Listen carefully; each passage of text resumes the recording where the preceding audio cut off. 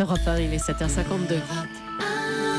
Thomas ? Et c'est vrai que vous vous connaissez bien avec votre ami Daniel, comme vous disiez, c'est Danny Cohn-Bendit qui est avec nous tous les matins, qui vous écoute attentivement depuis tout à l'heure, et je crois qu'il y a quand même quelques points qui vous chiffonnent, Danny. Non, pas qui me chiffonne, mais je crois que ça a été remarqué. Nicolas, tu tournes autour du pot.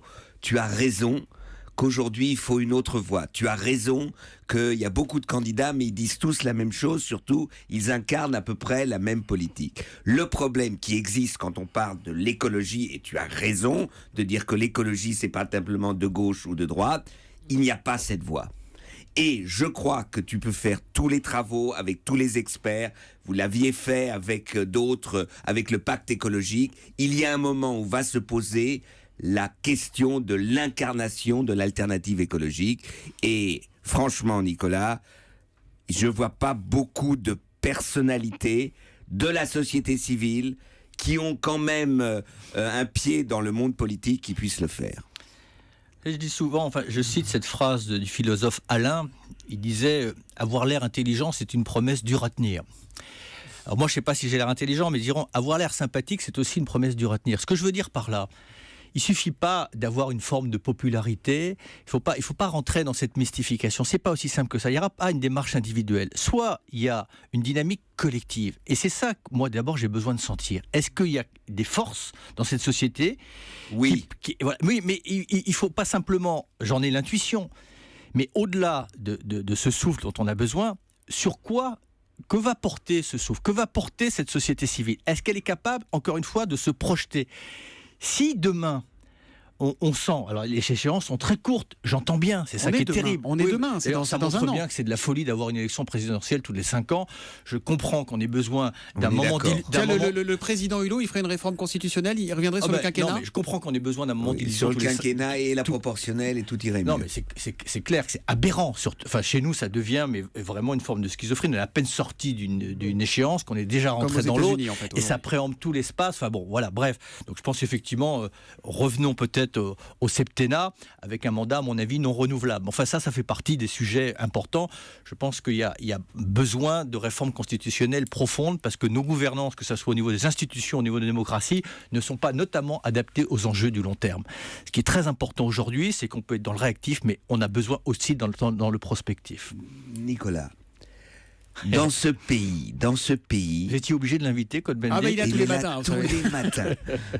Dans ce pays, on a besoin de voix qui acceptent d'aller dans l'espace politique, mais qui ne sont pas de la matrice du politique. C'est ça. Et j'aimerais bien... les gens, la société civile, tu le sais très bien qu'il y a un grand... Alors, la société civile... C'est pas un continent homogène, la société civile. Qu'est-ce que veut la jeunesse ? Il faut aussi regarder, attendre, écouter, parce que nous ne sommes pas les représentants de la jeunesse, et c'est pourtant leur monde qui va se décider demain. Donc moi j'ai aussi besoin de voir s'il y a des passerelles qui peuvent s'établir. On a quelques mois devant nous, il n'y a aucune raison de se précipiter. Ça n'est pas une obligation d'être candidat, on peut peut-être faire émerger quelque chose d'autre. On ne va pas reproduire le pacte, mais le pacte n'a pas été totalement inutile. Ne serait-ce que le processus du Grenelle. Pacte écologique de 2007. Ça, voilà un enseignement. Moi je serais pour faire un Grenelle du travail. Pour ne parler que ça, un Grenelle également sur l'agriculture, parce que ce processus de concertation, de dialogue, d'intelligence... Mais pour faire un Grenelle du travail, pour faire un Grenelle de l'agriculture, il faut à la tête de l'État quelqu'un qui met en place. Et Nicolas Sarkozy, le débile qui avait fait quelque chose de bien, le Grenelle, aujourd'hui de revenir en arrière, on comprend pas. Mais c'était juste. Mais ça... Si, parce que c'est la démagogie poussée à l'extrême. Pardon, mais là je suis assez sévère. Je veux dire mais je le dis, j'ai pas l'habitude. Débile, donc... Non, mais c'est pathétique. En 2016, la France a accueilli un moment très important, on en parlait tout à l'heure, la conférence climat. Il n'y a pas eu une réflexion positive, une contribution de ce bord-là politique. Alors, ça n'empêche pas que je connais des personnalités, notamment à droite, qui sont sensibles à ce sujet-là.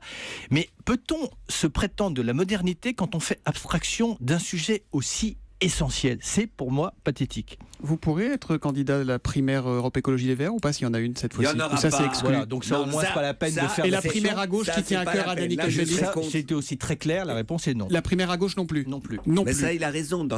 Comme il se définit, où il est candidat à la primaire de droite et de gauche, où il ne va pas du tout à la primaire. Voilà, il veut un Grenelle du travail, un Grenelle de l'agriculture, une réforme constitutionnelle. Il n'est pas encore candidat, Dany Cohn-Bendit, mais il commence à avoir un programme. Merci. J'ai dit Dany Cohn-Bendit, non, Ouais, c'est non, Nicolas c'est Hulot. Nicolas Hulot.